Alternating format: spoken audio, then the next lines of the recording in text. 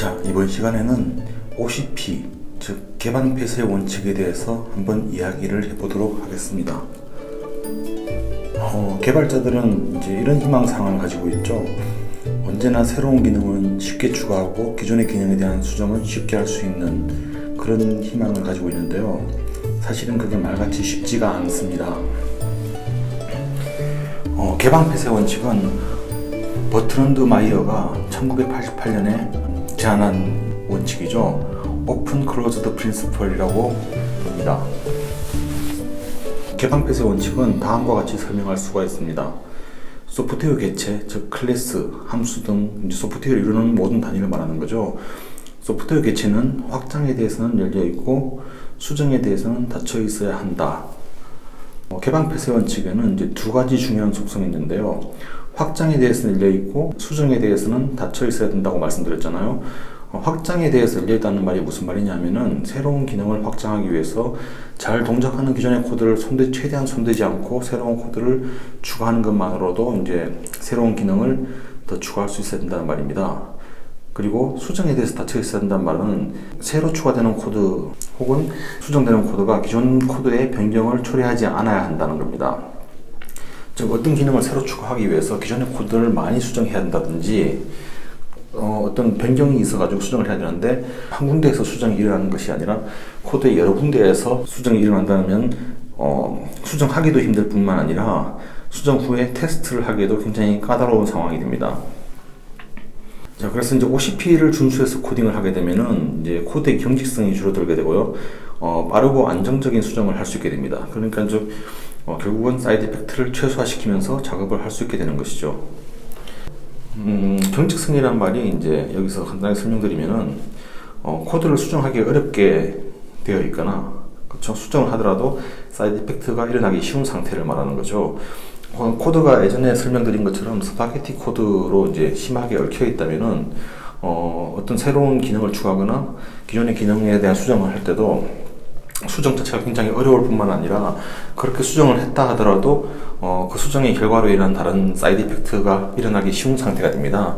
그래서 그 경직성을 최대한 줄여야 되는데요. 그러려면은 경직성을 최대한 줄이기 위해서 가장 효과적인 방법 중에 하나가 OCP입니다. 자, 그래서 이제 OCP를 어떻게 하면 되느냐는 건데요. 이제 그러면 OCP에 대한 이제 모양을 한번 봐야 되는데, OCP는 이제 추상화에 크게 의존하고 있습니다. 제가 일전에 이제 OOP에 대한 처음에 이 강좌를 시작할 때 OOP에 대해서 이야기하면서 가장 중요한 부분이 추상화라고 말씀드렸잖아요.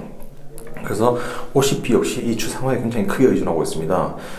즉 추상화된 인터페이스를 선언하고 그 인터페이스를 상속받아서 구체적인 행위를 구현하는 그런 기본적인 형태를 따르고 있습니다. 해당 모듈을 사용하는 코드는 구체화된 클래스에 의존하지 않고 추상화된 인터페이스에만 의존해서 동작하게 되면 그런 형태로 코드가 작성되어 있다면 새로운 클래스가 추가되었을 때도 기존의 코드를 손댈 이유가 없습니다. 해당 모듈을 사용하는 코드는 구체화된 클래스에 의존하지 않고 추상화된 인터페이스만 이용해서 동작을 하게 되면은 새로운 클래스가 추가되었다고 해도 기존의 코드를 손댈 이유가 없게 됩니다. 대표적인 이제 OCP를 사용한 디자인 패턴들이 있는데요.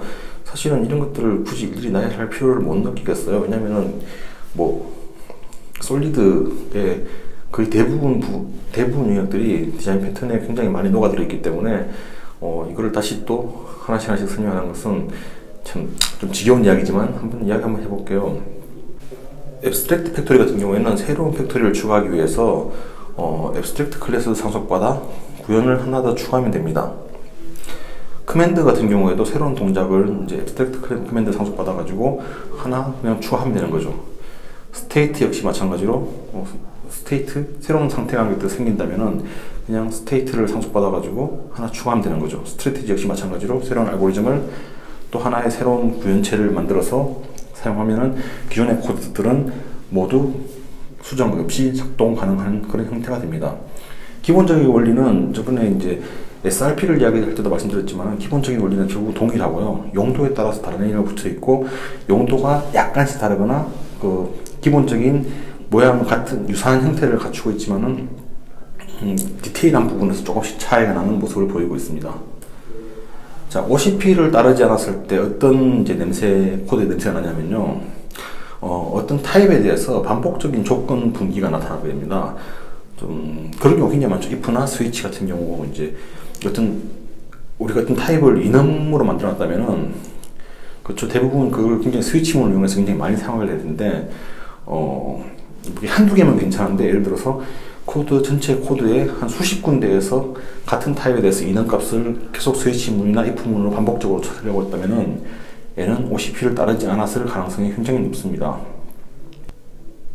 새로운 케이스를 하나 추가하는 것은 매우 쉬운 동작이죠. enum에다가 그냥 케이스 하나만 더 추가하면 되는데, 하지만 이렇게 enum에다 케이스를 추가하는 순간 모든 분기문들에 대해서 다 확인을 해야 됩니다. 하지만 아까 전에 말씀드린 것처럼 코드의 수십 군데에서 해당 enum 타입에 대해서 이제 분기를 하고 있다면은 그 모든 코드들을 일일이 찾아내면서 전부 다 확인을 하고 수정을 해야 되는 것이죠. 다행히 이제 스위프트 같은 경우에는 스위치문에서 이제 디폴트를 사용하지 않고도 이제 코딩을 하기가 쉬워져서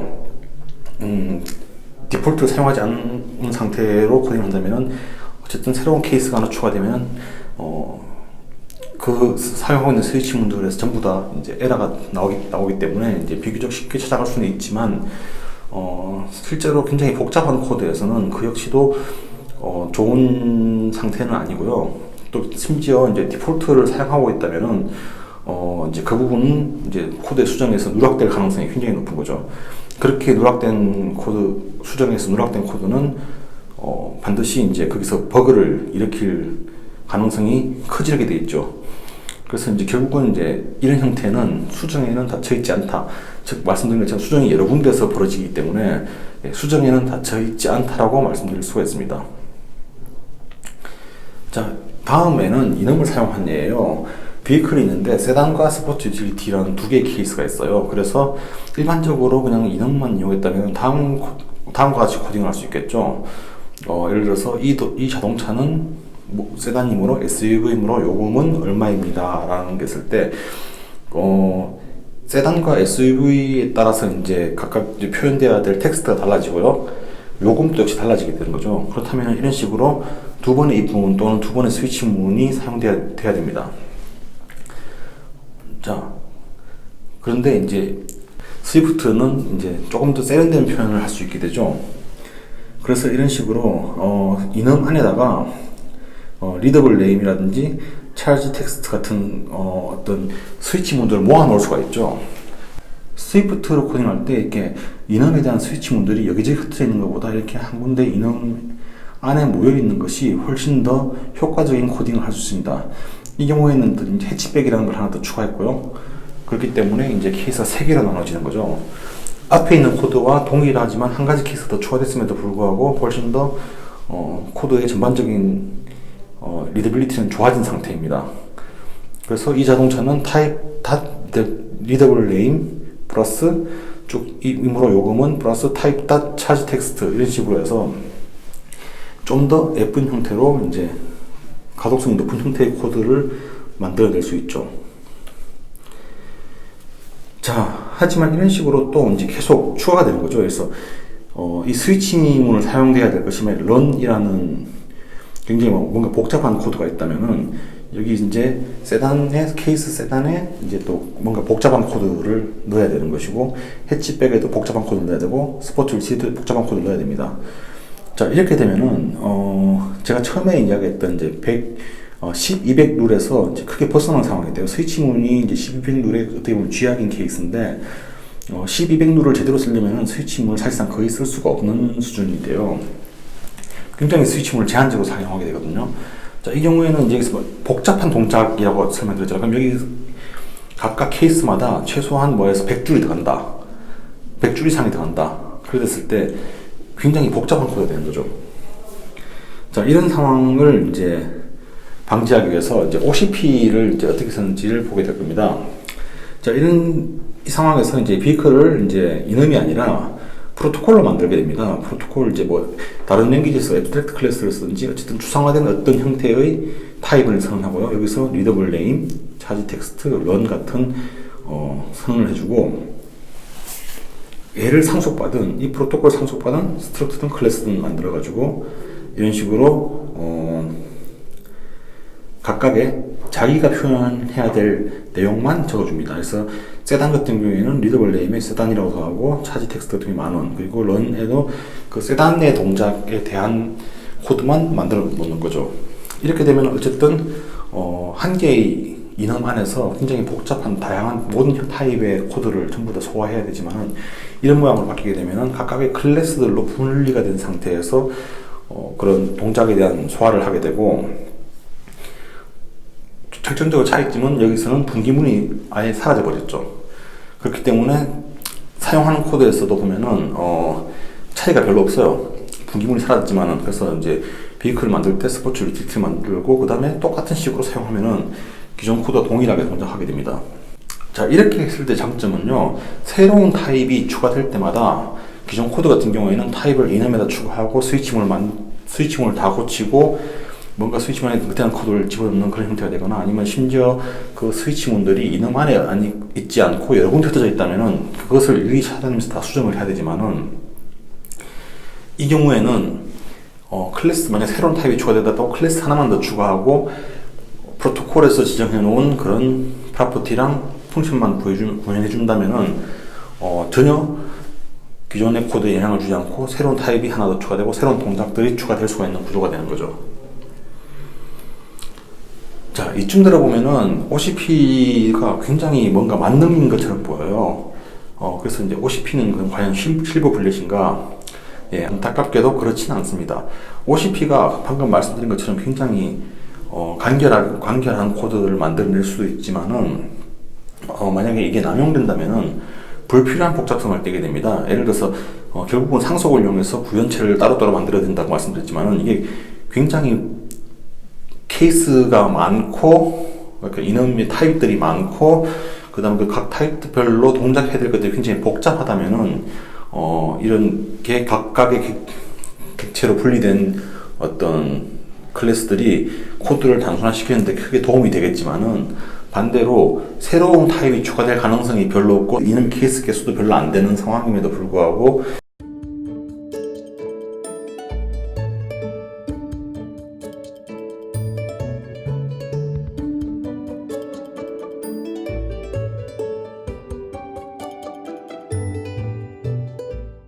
이런 식으로 구현이 되면은 오히려 그냥 인원만 썼을 때보다 더 복잡한 상황들을 만들게 됩니다. 그래서 그게 불필요한 복잡성이라고 말씀드릴 수 있는데요. 사실은 저도 이제 기본적으로는 사실 이제 OCP를 굉장히 많이 쓰려고 하다 보니까는 가끔 오버할 때가 있어요. 그러다 보니까는 아마 지금 제가 작성한 코드를 만지고 있는 분들이 아마 저의 이제 이 영상을 보시는 분들도 있겠지만은, 예, 가끔 이걸 왜 이렇게 했을까 싶은 부분들이 분명히 있을 겁니다. 이건 그냥 단순히 이넘 하나 만들어 놓으면 굉장히 그냥 편하게 쓸 수 있는 부분인데, 굉장히 그 상속받고 뭔가 복잡하게 되는데, 사실은 그렇게 복잡한 것이 딱히 크게 도움이 되는지 모르겠다라고 느끼시는 부분이 있을 수도 있어요. 예, 왜냐하면은 제가 이렇게 말씀드린 이유는 제가 그 부분을 이거는 좀 오버했다라는 느낌을 받았었고, 실제로 고쳐야지 하다가 이제 미처 못 고치고 이제 다른 일을 하게 된 것들이 머릿속에 몇 개가 지나가는 게 있어서, 예, 아마 그런 모습을 보게 되는 경우도 있을 것입니다. 자, 그러면은 이제 이 OCP가 말씀드린 것처럼 굉장히 코드를 유연하게 만들어주고 장점이 많음에도 불구하고 단점도 분명히 있다고 말씀드렸잖아요. 그러면 이 OCP를 언제 사용할 것인지를 잘 판단해야지 제대로 사용할 수 있습니다. 물론 이게 판단한다는 게 경험이 많은 사람들도 이제 가끔 그 판단 기준을 명확하지 않기 때문에 이제 그 판단을 잘못하는 경우들이 있어요. 그 예를 아까 제가 이미 드렸고요. 자, 그러면은 이것을 언제 사용할 것인가에 대한 좀 나름대로의 판단 기준들을 한번 세워볼 필요가 있는데, 자, 첫 번째는요, 그 타입의 어떤 케이스들이, 새로운 멤버들이 계속 추가될 가능성이 큰 경우가 있어요. 그래서 뭐 지금은 3개인데 나중에 보니까는 다음 업데이트 할 때 두어 개 더 추가될 것 같고, 또 계속 그 서비스나 코드가 이제 계속 기능이 많아지면서 계속 이제 뭔가 그 케이스들이 많아지는 경우가 있을 거예요. 자, 이렇게 많아질 가능성이 굉장히 크다고 판단이 되면은 일단은 OCP를 사용하는 쪽으로 이제 생각을 해봐야 됩니다. 자, 그리고 두 번째가 이제 그 타입의 멤버로 즉 스위치 문이 굉장히 많은 경우 있죠. 이놈의 케이스별로 스위치 문이 한 대여섯 개 한쪽으로 한 군데 이놈 안에 모아놓을 수 있다면은 그 나름대로 이제 깔끔해질 수 있지만은 예를 들어서 수십 군데가 되고 코드 여기저기 막 흩어진다. 그랬을 때는 얘는 이 타이밍에서는 얘는 이제 OCP를 적용해서 바꿔야겠다라는 생각을 할 필요가 있습니다. 자, 그러면 이제 또 여기서 또 다음 문제가 하나 되는데요.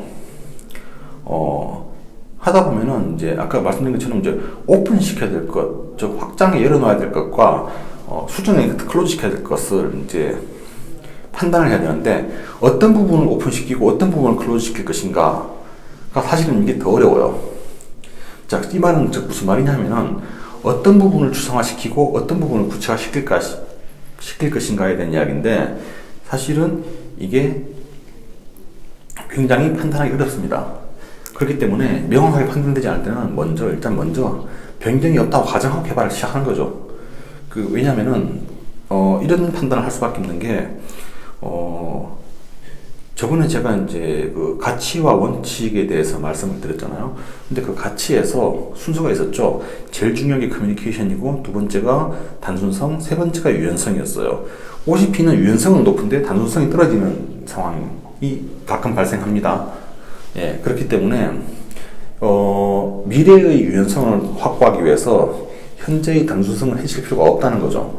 그래서 일단은 먼저 최대한 심플한 형태로 만약에 그런 이념을 사용해야 된다면은 뭐 그걸 처음부터 바로 OCP를 쓸 게 아니라 물론 이제 명확하게 판단이 OCP로 가겠다는 판단이 들 때가 있겠지만은 그게 아니라면은 애매하다. 그러면은 일단은 이념으로 쓰는 게 맞다고 생각합니다. 자, 그러면은 그렇게 작업을 하다가 어느 순간이 되면은 바꿔야 될 타이밍이 나타날 수가 있어요. 자, 그때가 언제냐면요. 변경이 발생할 때예요. 뭔가 변경이 발생했을 때 이 변경이 왜 일어났는지 그리고 이 변경이 어떤 곳에 영향을 미치는지에 대해서 좀 진지하게 고민을 해봐야 됩니다. 그래서 이제 이 변경이 일어난 부분이 앞으로도 계속 변경을 유발할 것 같다. 즉 아까 말씀드린 것처럼 타입이 계속 추가될 것 같다. 혹은 이 스위치 문들이 여기저기 계속 추가될 것 같다. 자, 그렇다면 그런 판단이 들면은 그때는 리팩토링을 더합니다. 그래서 OCP로 바꾸는 거죠. 그래서 이놈을 다시 프로토콜이든지 아니면 클래스로 바꾼 다음에 걔를 상속받은 다른 타입으로 만들어서 OCP 형태, 아까 예제를 보여드린 그런 형태로 구성을 하면은 훨씬 더 좋습니다. 자, 근데 이제 하다 보면은 이런 경우가 있어요. 종류의 추가보다 인터페이스 변화가 더 자주 일어나는 경우가 있어요. 자, 아까 전에 제가 이제 종류가 뭐 있었죠? 세단, 뭐 해치백, 스포츠 유틸리티 이런 식의 종류가 있는데 그 다음에 이제 인터페이스는 뭐가 있었죠? 뭐 리더블 네임 그리고 이제 차지 텍스트 그 다음에 이제 뭐 런 이런 게 있었잖아요. 자, 종류는 세 개의 종류가 그냥 계속 고정인데 계속 인터페이스만 늘어나는 거예요. 그래서 함수들이 계속 증가된단 말이죠. 자, 그렇다면은 이쯤 되면은 판단을 잘못했다는 생각을 좀 해야 됩니다. 즉, 클로즈 시켜야 될 위치를 잘못 잡은 거거든요. 자, 보면은 지금 이는 케이스에 대해서 오픈되어 있지만은, 그쵸? 그 실제로 변경이 일어난 부분, 인터페이스가 많이 계속 변경이 되고 추가된다면은, 사실은 그 인터페이스 쪽의 변화를 클로즈 시키는 쪽으로 갔어야 된다는 거죠. 이 말이 좀 살짝 어려울 수 있는데, 예를 들면은, 그러니까 오히려 이제 OCP를 구성할 때 이제 그 앱스트랙트 클래스가 그런 자동차 타입이 아니라 뭔가 자동차의 인터페이스들이 더 그쪽으로 OCP를 적용해야지 됐을 가능성이 높은 부분들이 있다는 거죠. 어떤 동작이 있는데 그 동작이 런이 있고 뭐가 있고 계속 추가된단 말이죠. 그렇죠? 이제 그 동작들이 이제 계속 추가되기 때문에 오히려 그 동작들을 이제 추상화시키고 그 부분에다 OCP를 적용했어야지 더 맞는 상황이었던 거죠. 자, 그래서 이제 OCP 같은 경우에는 사실은 처음에 이제 시작하면은 금방 익숙하게 코딩이 잘 되지 않아요. 많이 해보신 분들은 아예 처음부터 너무 익숙해서 그렇게 아니면 코딩을 못하겠다고 하시는 분도 있겠지만은, 결국 연습을 좀 많이 해야지 되는데, 그래서 의도적으로 계속 많이 사용해 봐야 됩니다. 처음에는 좀 약간 오바스럽다 싶을 정도로 여기에 굳이 써야 되나 싶은 정도 상황에서도 이제 써보는 거죠. 그 다음에 이제 또 연습할 수 있는 방법이 if나 스위치 같은 분기문을 극도로 제한하는 코딩을 한번 해보시면은 역시나 이것도 자연스럽게 OCP를 적용할 수밖에 없는 상황이 돼요. 이런 연습을 많이 해보시면 OCP에 대한 연습에 큰 도움이 될 것이라고 생각합니다. 오늘 OCP에 대한 이야기는 여기까지 하고 마치도록 하겠습니다.